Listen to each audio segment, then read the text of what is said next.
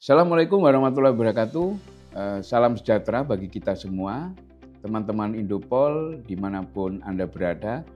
Hari ini saya akan menyajikan rilis survei Pilkada 2024 di Kota Pekanbaru. Dinamika politik elektoral menjelang Pilkada 2024 H-10 pencoblosan, menarik sekali di Kota Pekanbaru. Seperti biasa, tujuan survei ini pertama mengukur kinerja pemerintahan Kota Pekanbaru, kemudian kinerja wali kota, baik wali kota definitif ataupun wali kota pejabat ya, pejabat wali kota yang ada 2 orang itu, nanti kita coba lihat. Yang kedua, tujuan survei ini juga ingin mengukur sejauh mana preferensi pemilih terhadap Pilkada 2024 ini yang ada 5 calon wali kota dan wakil wali kota dari sisi popularitas, elektabilitas, dan elektabilitas. Kemudian juga survei ini akan kami sajikan terkait bagaimana sikap pemilih terhadap politik uang dan barang. Menarik sekali teman-teman. Metodologi yang kami gunakan dalam survei kali ini seperti umum, pada umumnya penelitian survei, yaitu multistik random sampling dengan jumlah responden sebesar 400. Semua kecamatan kita potret. Di sini di Kota Pekanbaru itu ada 15 kecamatan. Kemudian wawancara dilakukan pada tanggal 12 sampai 16 November. Kemudian kriteria responden adalah warga Pekanbaru yang umur 17 tahun ataupun memiliki hak pilih. Kemudian quality control kita lakukan bertingkat, ya. Spot check, kemudian callback responden dan foto GPS. Jadi surveyor itu mengirimkan foto GPS ketika dia mengambil data di kelurahan, RT, bahkan di KK.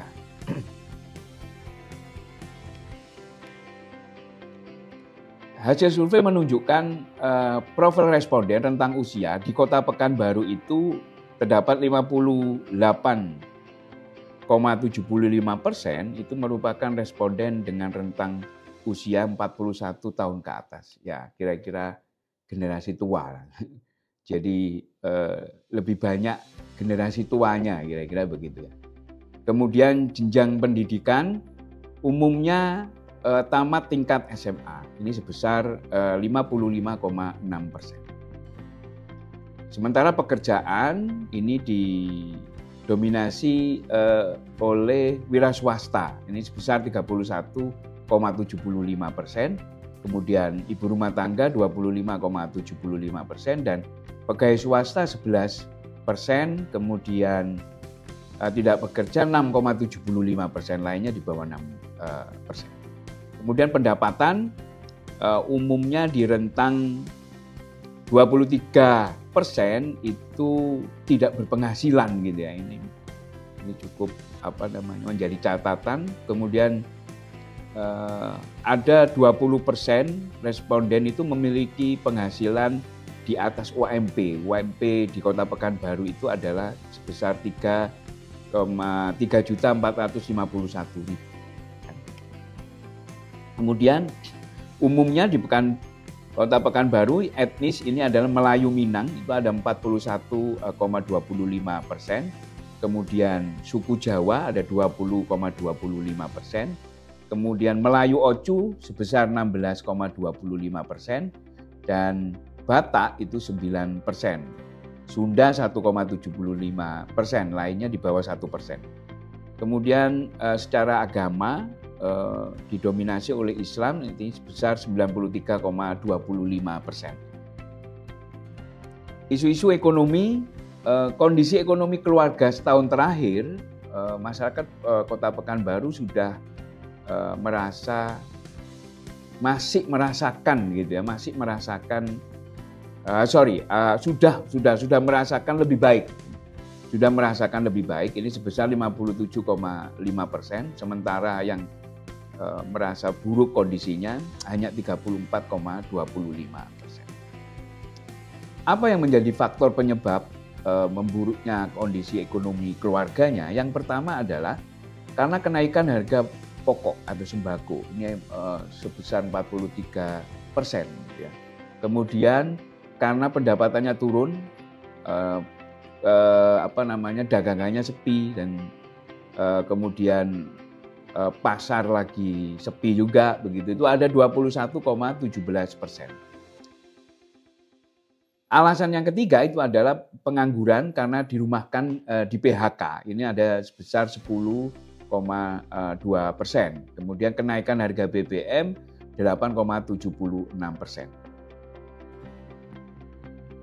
Nah, ini kita mengukur tingkat kepuasan masyarakat terhadap kinerja Wali Kota Firdaus, ya, Bapak Firdaus. Ada apa bahasanya? Hanya 27,5% masyarakat puas terhadap kinerja pemerintahan Wali Kota Bapak Firdaus. Ini menjadi catatan menurut saya. Meskipun ada 23,25% itu yang menyatakan tidak memilih, gitu ya. Ini catatan ada 27,5% tingkat kepuasan. Sementara terhadap kepuasan kinerja PJ Wali Kota Muflihun ini naik, artinya di atas Pak Firdaus itu sebesar 47% tingkat kepuasannya. Sementara yang tidak puas itu sebesar 29,5%. Ada 23,5% itu yang tidak menjawab. Ini.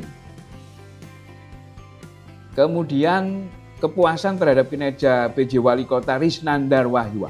Nah, ini yang masih menjabat ini berapa? Yaitu sebesar 34,5%. Jadi rendah gitu ya, rendah di bawah Muflihun gitu ya. Itu sebesar 34,5%. Kemudian yang tidak puas itu sebesar 28,25%. Kemudian yang tidak menentukan pilihan itu tinggi 37,25%. Nah, kalau tadi kinerja pemerintah, kalau tadi kinerja wali kota, sekarang persepsi masyarakat terhadap pemerintah kota Pekanbaru. Bagaimana? Ada sebesar 45,5% itu menganggap negatif. Ya. Pertama 22,5% itu pembangunannya banyak yang mandek, itu kira-kira. Kemudian oknumnya banyak yang korupsi, itu 16,75%. Kemudian pelayanan publiknya buruk, itu 15,25%. Jadi hanya ada 36,5% yang positif. Ya, itu kira-kira pelayanan publiknya baik, pembangunannya bagus, bersih dari korupsi. Ini jadi ada image negatif yang cukup besar terhadap pemerintahan Kota Pekanbaru oleh masyarakat.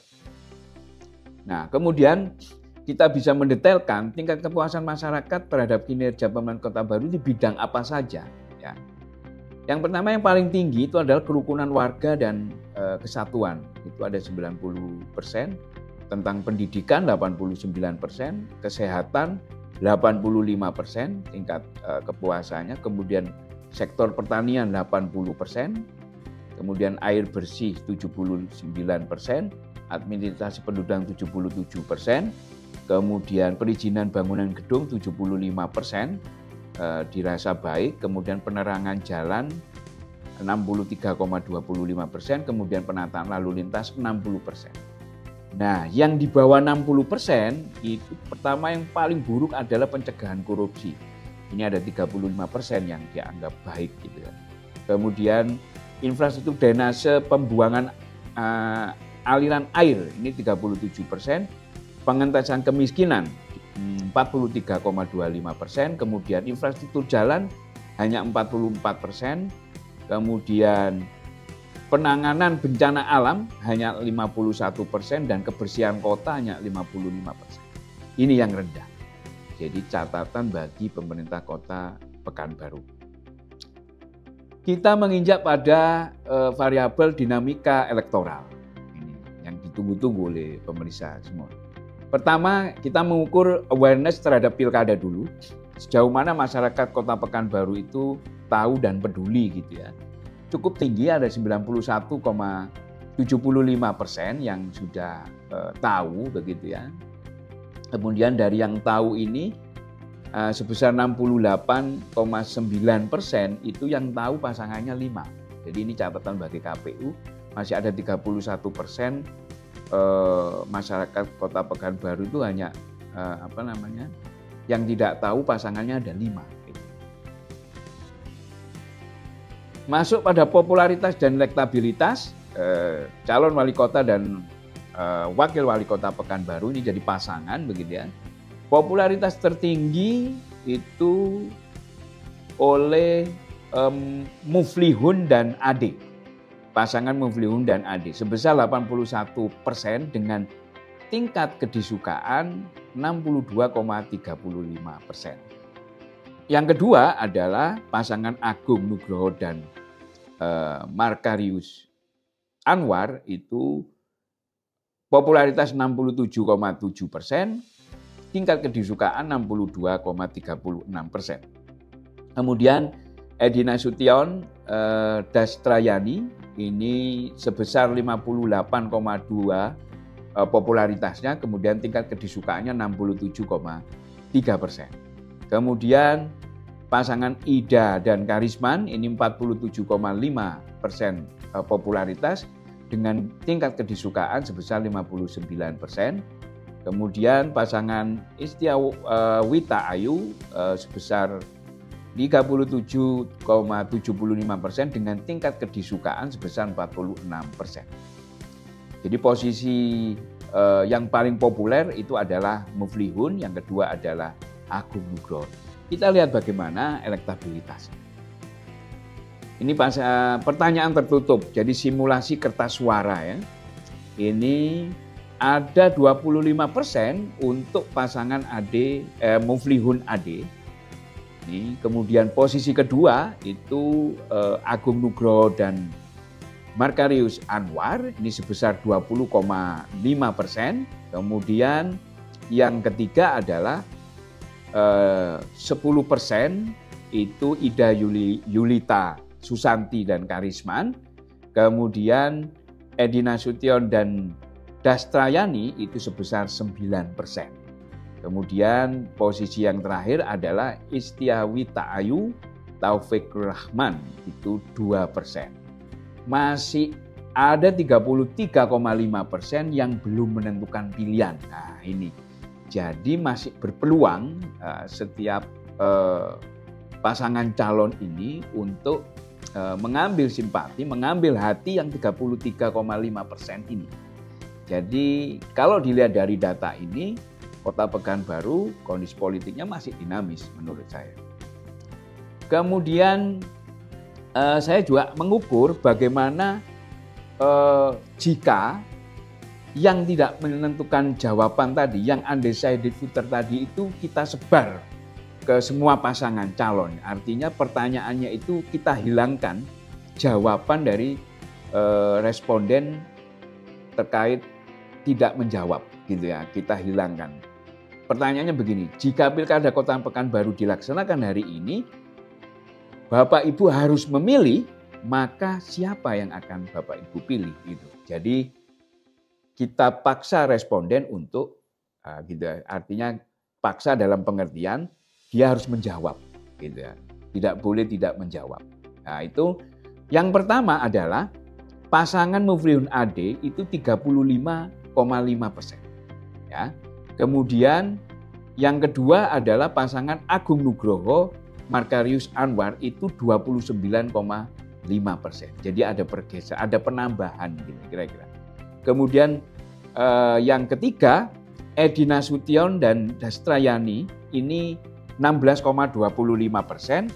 Kemudian yang keempat, posisi yang keempat Ida Yulita Susanti dan Karisman sebesar 14,75%. Jadi posisinya berubah ya. Yang 2 dan 3. Kemudian yang terakhir adalah Istiawita Ayu dan Taufik Rahman itu ada 4%. Jadi itu ketika menyebar semua. Alasan utama memilih pasangan calon wali kota dan wakil wali kota menurut masyarakat, yang pertama ada 32,25%. Alasannya adalah perhatian pada rakyat, sering turun tatap muka ke masyarakat. Jadi itu tinggi sekali. Jadi siapa yang turun ke masyarakat maka dia akan dipilih. Gitu. Kemudian yang kedua adalah jujur dan dipercaya, ada 19,5%. Kemudian bersih dari korupsi 13,5%. Kemudian berpengalaman ada 9%. Dan orangnya ramah dan santun. Gitu ya. Kira-kira itu, dan faktor yang lain, alasan yang lain itu di bawah 5%. Misalkan orangnya satu agama dengan saya, berwibawa, karena pasangan tersebut adalah satu suku, itu di bawah 5%. Sebaran dukungan dari 5 pasangan calon wali kota Pekanbaru ini, yang pertama adalah basis pemilih Muflihun AD itu di Dapil 1 ada 24%, kemudian di Dapil 3 40%, kemudian di Dapil 6 dan 7. Dapil 6 itu dia dapat 23,8% dan Dapil 7 dapat mendapatkan 32%. Basis pemilih Agung Nugroho dan Markarius Anwar itu ada di Dapil 2 dan Dapil 4. Nah, Dapil 2 sebesar 23,3%, Dapil 4 sebesar 40%. Sementara pasangan Ida Karisman itu umumnya berada di Dapil 2, ya, meskipun ada di Dapil 6 beberapa dan Dapil 5. Kemudian Edi Nasution dan Dastrayani itu umumnya di Dapil 1, kemudian di Dapil 4 dan Dapil 6. Kemudian Istiawita Ayu Taufik Rahman itu umumnya ada di Dapil 1 dan Dapil 7. Nah, terkait dapil yang belum menentukan pilihannya tinggi itu ada di Dapil 5, Dapil 1, Dapil 2, dan Dapil 7. Ini yang mungkin menjadi catatan bagi pasangan calon untuk lebih meningkatkan popularitas dan elektabilitas. Nah, yang menariknya di Kota Pekanbaru ini, tingkat kemantapan pilihannya yang masih berubah. Kalau tadi undecided voternya sekitar 33, ini masih berubah. Itu sebesar 48%. Ditambah dengan TTTJ ini 14%, kira-kira masih ada 50% lah yang masih bisa berubah pilihannya, begitu ya. Sementara yang mantap itu 38%. Apa alasannya masih bisa berubah? Ya karena visi misi pasangan calon itu lebih baik ya, gitu. Itu 44% itu bisa merubah pilihannya. Kemudian ada 15,54% itu karena dia merasa ini waktunya masih lama, gitu. Artinya meskipun ini masih sudah kurang lebih 1 minggu, kira-kira ini masih ada waktu untuk merubah itu, kira-kira gitu. Kemudian ada 9,33% karena pasangan wali kota ini terlihat terlibat pidana atau korupsi, artinya ketika tersangka itu ya, dia akan merubah pilihannya. Nah, tingkat kemantapan dari 5 paslon ini yang paling tinggi itu adalah yang keyakinan pilihannya sudah mantap gitu ya, pemilihnya itu pasangan Agung Nugroho dan Markarius Anwar itu ada 65,9%. Kemudian yang kedua adalah Edi Nasution Dastrayani itu 55,6% tingkat kemantapannya. Kemudian yang ketiga adalah Istiawita Ayu Taufik Rahman itu sebesar 50%. Kemudian Ida Yulita Susanti Karisman itu 42,5%. Kemudian Muflihun AD itu 45%. Nah, artinya meskipun Muflihun AD ini tinggi ya dari popularitas dan elektabilitas, tapi tingkat kemantapan pemilihnya itu rendah. Ada 45%, jadi paling rendah di antara pasangan yang lain. Ini menjadi hal yang menarik menurut saya. Artinya tadi yang saya sampaikan bahwa ini masih dinamis, gitu ya. Kemudian saya juga mengukur terkait pengaruh pemberian uang dan sembako. Nah, menarik nih. Ada 61,5% pengaruh pemberian uang dan sembako. Ini variabel yang memperkuat bahwa kondisi politik di Kota Pekanbaru masih dinamis karena pengaruh uang dan sembako itu tinggi, 61,5.